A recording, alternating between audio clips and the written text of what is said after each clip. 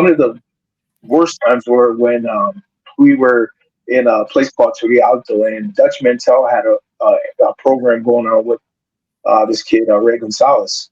And whoever won that match, which is Ray Gonzalez won that match, they had Dutch's manager up 15 feet in a cage. And if he won the match, he would get 5 minutes with him. So he beat Dutch Mantell, and then all of a sudden Dutch goes back to the locker room, and here comes the cage. And as soon as he goes to grab the guy, Dutch goes out there and puts the thing on his face, and the guy passes out while the people went nuts. The place is jam-packed.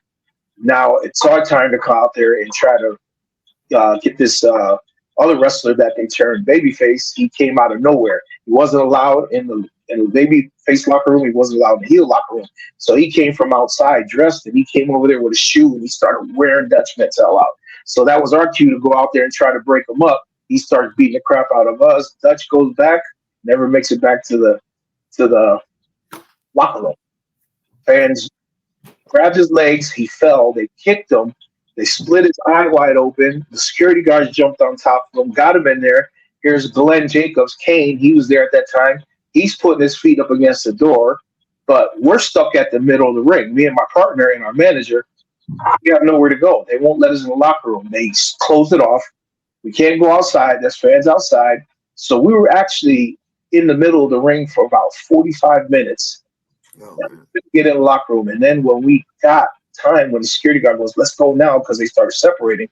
Well, they saw us running. They came back, and we got beat. I was throwing left, right, just to try to get in the locker room. They were hitting us in the head. They were throwing bottles. I mean, you name it, they were throwing it at us. And as soon as we got to the door, can't open the door. I'm like, what the hell? Here's Glenn Jacobs. At this time, he's already got his feet against the door. He didn't know it was us. I'm banging on the door. Open the door. Finally, he opens the door. We get inside, and he had to go, put his legs back on the door. They were trying to, break the door down. We couldn't get out of that locker room until the police came. And then they had the riot squad out there. There was about 35 cops out there, and we had to get Dutch to the hospital. So therefore, we had to follow the police cars down the street a different way so they wouldn't throw anything at our cars to get Dutch to the hospital. So that was one of the worst times that, we had over there. There was a lot of other times, but that was a crazy time. Wow, they really believe they're correct. Yeah, for sure. I mean, I've got a gun pulled out on me in the outside of the locker, outside of the arena. So, there's a lot of things that happen. But you know what? All that went down and all the stuff that I've been through over there, Puerto Rico was one of the best territories that I worked in. And that's why I continue going back there, because their energy, the people, it's just that it gives you that adrenaline where you just want to go out there, you want to wrestle. And I love Puerto Rico. Carlos Colon, I love him to death.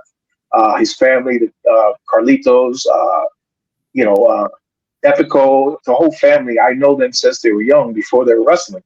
And, to see them in the business now and where they're at now, I'm just proud of them. I call them my little brothers, because I truly think they are, because they've been around them basically all their life.